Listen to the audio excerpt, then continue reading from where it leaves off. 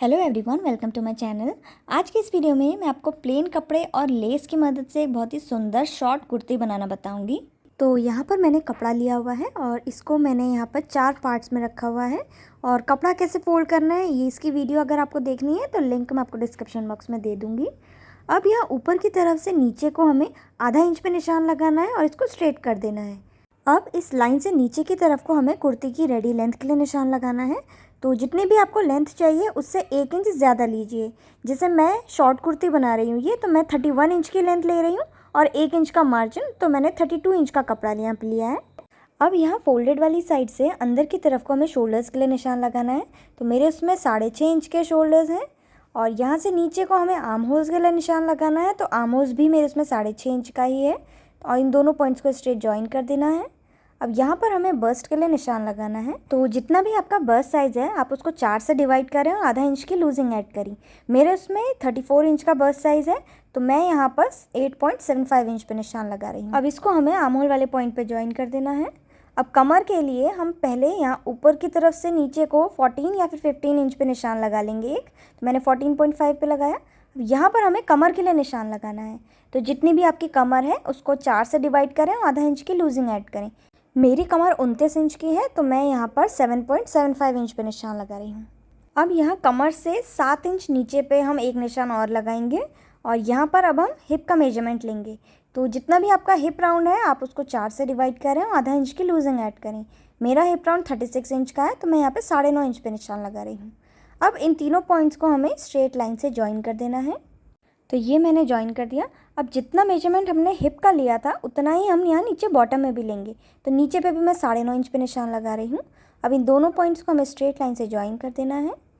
अब यहाँ पर मैं बैक का आर्म होल कर्व बना रही हूँ और आधा इंच का अंदर को करते हुए हमें फ्रंट का आर्म होल कर्व भी बना लेना है। इसके बाद साइड में 1 से 1.5 इंच का मार्जिन ले लीजिए। तो मेरे पास जितना भी यहाँ पे कपड़ा बचा उतना मैं मार्जिन यहाँ पे ले रही हूँ बॉटम में। और अब यहाँ फोल्डेड वाली साइड से अंदर को 3 इंच पे हमें नेक विड्थ के लिए निशान लगाना है और यहाँ पर आधा इंच का शोल्डर को डाउन कर लेना है और आधा इंच का वो शोल्डर में मार्जिन भी ले लेना है। इसकी नेकलाइन को हम इसमें कट नहीं करेंगे, हम अलग से बना के कट करेंगे। बस अब हमें सेम मार्किंग के ऊपर ही इसकी भी कटिंग कर लेनी है। अब इन दोनों पार्ट्स में से हमें एक अंदर वाला जो है उसको हटा देना है जो कि बैक का पार्ट बनेगा। अब इसको वापस से इस तरह से रखने के बाद हमें इसका front arm hole curve cut करना है। तो ये मैंने यहाँ पे इसकी कटिंग कर ली है। अब हमें स्लीव की कटिंग करनी है। तो स्लीव के लिए मैंने कपड़ा लिया है जिसको 4 पार्ट्स में रखा हुआ है और ये स्लीव की लेंथ है। लेंथ जितनी भी आपको चाहिए उससे 1 से 1.5 इंच ज़्यादा लीजिए। मैंने यहाँ पे 15 इंच की लेंथ ली है।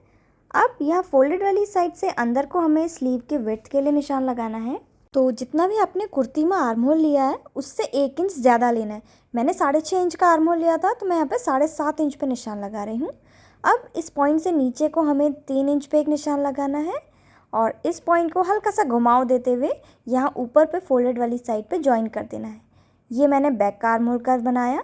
अब हल्का सा नीचे को करते हुए हमें फ्रंट का आर्म होल कर्व बनाना है। अब यहाँ स्लीव के बॉटम के लिए निशान लगाना है। तो आप अपनी कलाई को इस तरह से राउंड में मेजर करिए कि कितना आ रहा है। मेरे उसमें 10 इंच का आ रहा है, थोड़ा सा लूज़ रखना है हमें। तो जितना आएगा उसका आधे पे निशान लगाइए। तो मैं यहाँ पे 5 इंच पे निशान लगा रही हूँ। अब इसको ऊपर हमें स्ट्रेट लाइन से ज्वाइन कर देना है और साइड में 1 से 1.5 इंच का मार्जिन ले लेना है जितना हमने कुर्ती में लिया था। अब पहले हम यहाँ पे बैक आर्म होल कर्व की कटिंग करेंगे और इसकी कटिंग के बाद इसको हमें ओपन करके रख देना है और ओपन करके रखने के बाद अब हम इसके फ्रंट आर्म होल कर्व की कटिंग करेंगे। तो स्लीव की भी कटिंग पूरी हो चुकी है। अब हम कुर्ती की नेकलाइन बनाएंगे। तो नेकलाइन बनाने के लिए मैंने कपड़े का टुकड़ा लिया है जिसकी लंबाई मैंने 13 इंच की रखी है और चौड़ाई 5 इंच की रखी है।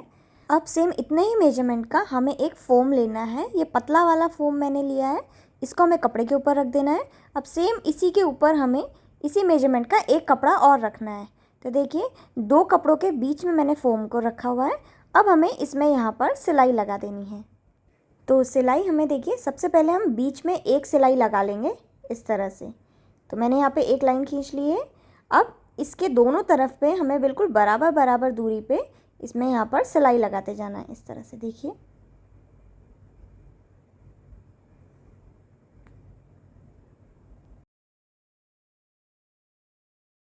तो यहाँ पे आप देख सकते हैं इस तरह से मैंने सिलाई लगाई। अब पूरे इसमें हमें इसी तरह से सिलाई लगा लेनी है। तो ये देखिए मैंने इसके पूरे हिस्से में सिलाई यहाँ पे लगा ली है। अब इसके जो कॉर्नर है इसमें हमें लेस लगानी है। तो लेस लगाने के लिए मैं यहाँ पर ये वाइट कलर की एक लेस ले रही हूँ और इसको हमें यहाँ पर इसकी 3 तरफ पे इस तरह से साइड में करते हुए लगा लेना है।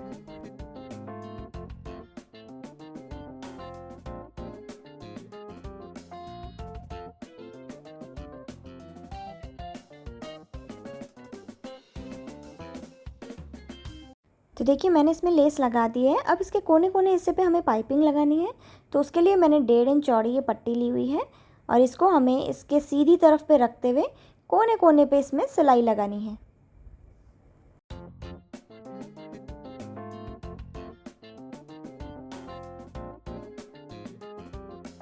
तो मैंने इसमें यहाँ पे सिलाई लगा ली है। अब हमें इस पट्टी को पीछे की तरफ को पलट के इसमें भी यहाँ कोने कोने पे सिलाई लगा लेनी है।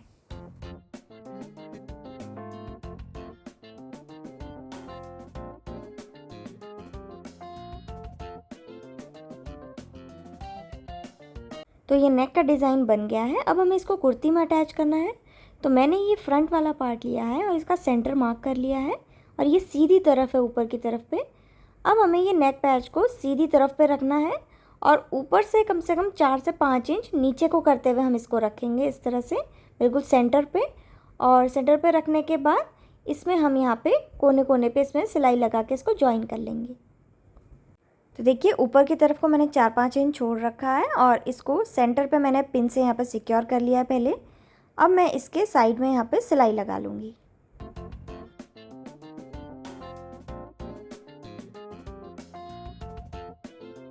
तो नेक पेच मैंने यहाँ पे इसको ज्वाइन कर लिया है।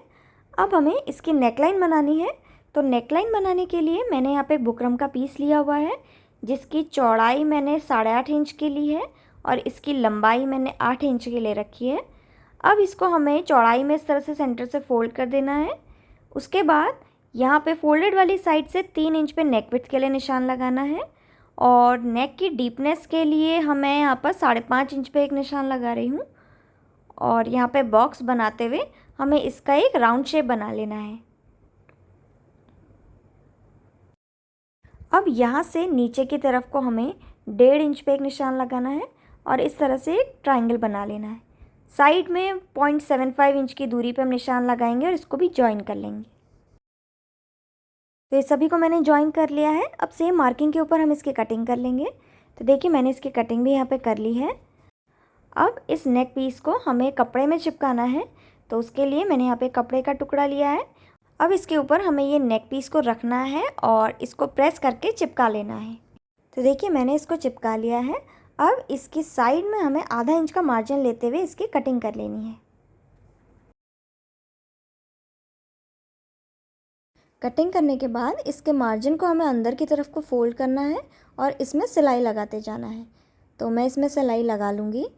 तो अब ये मैंने यहाँ पे एक नेक पीस बना लिया है, इसका सेंटर मार्क कर लिया है और इसको और कुर्ती वाले के सेंटर को हमें यहाँ पर बिल्कुल मिलाते हुए इस तरह से रखना है और मिला के रखने के बाद इसके कोने कोने पे हमें यहाँ पे बुकरम से टच करते हुए इसमें सिलाई लगा लेनी है।